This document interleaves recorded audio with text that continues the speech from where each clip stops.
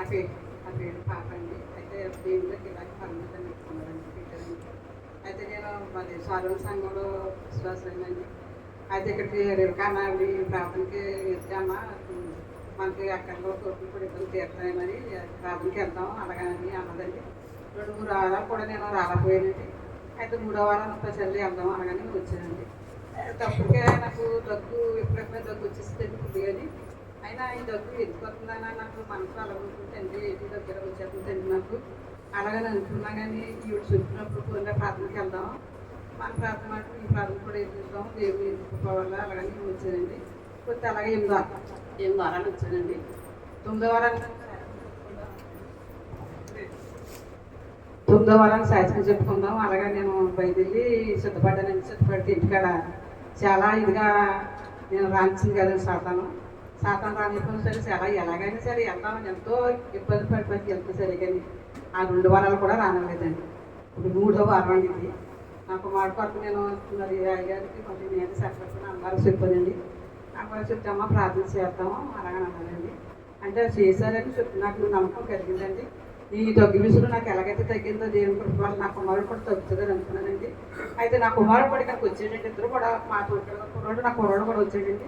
అయితే మా తోడుగడ కూడా తీసుకుపోయాడండి నా కుమారుని. ఇంకా సాతానికి మాలో ఉన్నట్టుందండి. కానీ ఆ సాతాన్ మరి చెలరేగుతుందండి.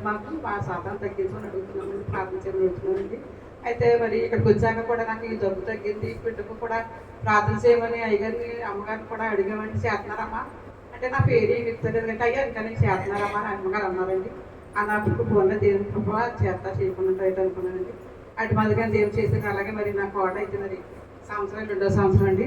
ఆ పిల్ల అయితే మరి గర్భం మరి ఉంటుందని అనుకుంటానండి. 2 నెలలు అయిందండి. దేవుని కృప వల్ల ఇక్కడికి వచ్చాక నాకు కార్యాలు జరిగాయండి. మరి దేవుని దయవాలి మరి దేవుని కృప వల్ల అలాగే నా పెద్ద కుమారుడు కూడా మీరు అందరూ ప్రార్థన చేయమని అడుగుతుందండి. ఆ కుమారుడికి అయితే మనం చెప్పలేదు పద్ధతి మరి అయ్యగారికి తెలుసు, అమ్మగారికి కూడా తెలుసండి. మరి ఆ విషయం కూడా మీరు అందరూ మా కుమారుడు కొరకు ప్రార్థన చేయమని అడుగుతున్నానండి. ఈ కొద్ది వచనం దేవుని దేవుడికి మహిమ కలుగునుగాక, దేవునికి స్తుతి కలుగునుగాక. మహోన్నతుడ మీ సాక్ష్యము దీవించండి. సేవకులకు వాడు ధన సేవకులకు వాడు యేసు వారి నామమున ఈ కుమారుడు వచ్చాడు చూశాను. దేవుడు ఆత్మీయంగా కాకుండా ప్రార్థన పిలుపరండి.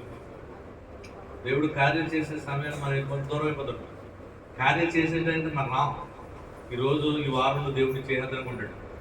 నీ ప్రయత్నం చూసి 7 వారాలు వచ్చావు, 8 వారాలు వచ్చావు, ఈ వారం చేయాలనుకుంటే నేను ఆపేస్తాను. ఎవడో కూడా ఆపేస్తున్నాడు ఆ కార్యం.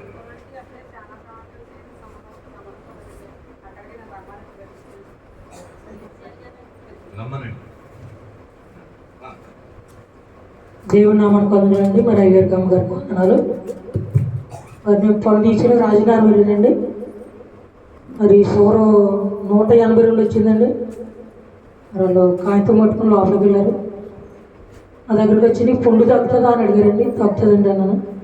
నా చేతిలో సాయంకాంతం నర్సు చేతిలో సాయంకాంతం ఉండిపోయిందండి. ఒక ఆవిడొచ్చి లోపల పట్టుకెళ్ళిపోయిందండి. లోపల పట్టుకెళ్ళిపోయి తీసేస్తాము పుండు తగ్గుతుంది అన్న కదా అన్నారండి. అలా పుండు తగ్గుతుందో తగ్గదని నేను కొద్దిగా ఆలోచించానండి. ఆలోచించిన పెట్టి తీసుకో అన్నారండి. మరి తీసుకున్నానండి. మరి పాప కొత్త అండి. నాకు చాలా బాధపడిపోయాను. నరాలన్నీ కూడా బుర్ర నరాలన్నీ కూడా వచ్చాయి. ఒక 2 నిమిషాలు బాధపడింది. కొత్త అంటే నా పాప. నర్సు వచ్చి పాతాలను తీయమంటే తిప్పిమని తీసేసిందండి. అలాగే మరి దేవుడు ఎంతగానో మరి పుండు పడిపోయిందండి. అమ్మగారు చెప్పాను. అయ్యగారు అమ్మగారు కూడా ప్రార్థన చేశారండి. మరి తగ్గిందండి. అలాగే మరి రాజమండ్రి వెళ్ళేటప్పుడు నేను ఇంకో సాక్ష్యం అనేది. రాజమండ్రి వెళ్ళేటప్పుడు బస్సులో ఉన్నానండి. బస్సు ఒక రోడ్డు తీసేది నా కోసమే చెప్తాడు అని బస్సులో చాలా జాయిగా తిరుగుతుందండి. నేను చేయండి గోకులు తిరిగానండి. మరి ఇలా బోకర్లు పడిపోయిన పక్కన డ్రైనేజీ చాలా పడిపోయి సీట్ కాడికి వచ్చిందండి. అక్కడ ఆటో వాళ్ళు ఏమన్నారు, చాలా దృష్టిమంతుడు, అటు డ్రైనేజీ వెనకాల చక్రాలు అని చెప్పారండి వాళ్ళు. అప్పుడు ఈశ్వరుడు నడుపు పట్టేసిందని నాకు. అక్కడి నుంచి మరి నేను సాయి హాస్పిటల్కి నడిచి వెళ్ళిపోయానండి. దేవుడు నీకు ఎంతో మేలు చేశాడండి ఈ సంవత్సరం అంతా కూడా అండి. నా కుటుంబం పట్ల, మా పట్ల మేలు చేశాడంటే అని పెళ్ళిని కూడా ఇంకేమిచ్చినా సరే మేము రుణం తీర్చుకోలేకూడదండి. మీరు మనం అందరం కూడా మరి నూతన సంవత్సరాలు అడుగు పెట్టేటప్పుడు అయ్యర్ వాక్యం చెప్పినప్పుడు ఆ వాక్యం ప్రకారంగా మనం ఏమన్నంటే ఒప్పుకొని మన సంతోషంగా అడుగు పెట్టాలండి. మరి సాక్ష్యము దేవుడు దీవించిన గాక.